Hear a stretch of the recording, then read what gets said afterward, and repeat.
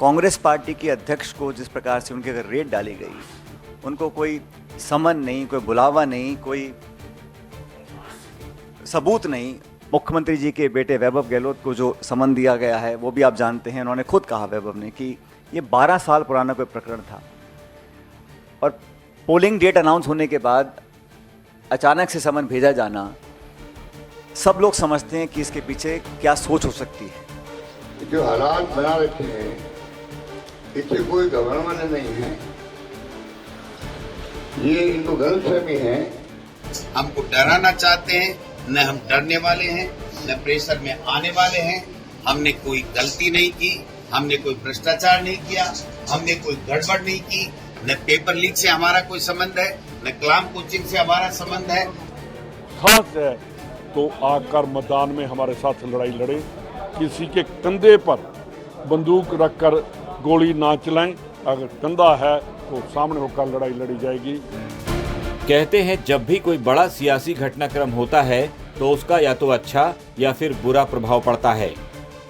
राजस्थान में ईडी ने जिस तरह से कांग्रेस के नेताओं पर शिकंजा कसा, उसके बाद जो तस्वीर निकलकर सामने आई वो बड़ी ही दिलचस्प थी। ईडी से मुकाबला करने के लिए कांग्रेस के तमाम नेता कंधे से कंधा मिलाकर एकजुट होकर एक साथ डटे रहे। खुद सचिन पायलट ने भी सीएम के बेटे के लिए मैदान में उतरकर मोर्चा संभाल लिया। पायलट दिल्ली में थे, राजस्थान में ईडी की कार्रवाई चल रही थी, लेकिन सचिन ने दिल्ली से ही मुख्यमंत्री के बेटे के लिए ईडी और बीजेपी पर ताबड़तोड़ वार कर दिए। रंधावा, डोटासरा, गहलोत और खुद वैभव गहलोत ने भी ईडी की कार्रवाई का खुलकर विरोध किया। अशोक गहलोत के बाद सचिन पायलट ने भी कह दिया कि बीजेपी 5 और राज्यों के चुनाव में पिछड़ रही है। अपनी हार के डर से अब बीजेपी ईडी को अपना अस्त्र बनाकर अपने सियासी विरोधियों के खिलाफ इस्तेमाल कर रही है। हम सबको प्रेरणा लेनी चाहिए, मैं समझता हूं, राहुल गांधी जी से। उनके ऊपर भी नाना प्रकार के केस थोपे गए, ईडी ने कई बार उनको बुलाया, हर बार वो पेश हुए, अपनी बात को रखा। इसलिए कांग्रेस के नेताओं कार्यकर्ताओं को डरने की कोई ज़रूरत नहीं है। हम लोग ये चुनाव मजबूती से लड़ेंगे और चुनाव जीतेंगे। तो ये जो कोशिश की गई है आज के दिन कि चुनाव से ठीक पहले जब मॉडल कोड ऑफ कंडक्ट लगा हुआ है तब आप इस प्रकार की कार्रवाई कर रहे हैं, तो ये बात सब लोग समझ रहे हैं कि कार्रवाई क्यों करनी पड़ रही है। अगर वो चुनाव जीत रहे होते, बहुमत की तरफ बढ़ रहे होते, तो शायद इस प्रकार की कार्रवाई होती। तो जो टाइमिंग है, जो इंटेंट है, जो ऑब्जेक्टिव है, वो संदिग्ध है, सस्पिशियस है। और ये पहली बार नहीं हो रहा है कि इलेक्शन गोइंग स्टेट के अंदर इस प्रकार की कार्रवाई की जा रही है।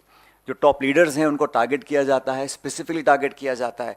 और जब चुनाव खत्म हो जाता है तो वो खबरें जब सुर्खियों से हट जाती हैं तो उसका कुछ अता पता रहता नहीं। गुरुवार को दिन भर राजस्थान में सियासी हलचल रही। पूरे दिन ईडी के एक्शन पर कांग्रेसियों का रिएक्शन दिखा, लेकिन सबसे खास बात ये दिखी कि जिस तरह से कांग्रेस के सारे नेता दिल्ली में एकजुट होकर राहुल गांधी के लिए मैदान में उतर आते हैं, ठीक उसी तरह से ईडी की कार्रवाई के विरोध में और अशोक गहलोत के समर्थन में कांग्रेस की पूरी सेना एक जाजम पर दिखी। यानी कांग्रेस पार्टी जैसा चाहती थी कि कांग्रेसियों में एकता हो, सब एकजुट होकर बीजेपी के खिलाफ चुनाव मैदान में उतरें, अब वो दिख भी रहा है, भले ही उसकी वजह ईडी की कार्रवाई ही क्यों न हो। ब्यूरो रिपोर्ट, राजस्थान तक।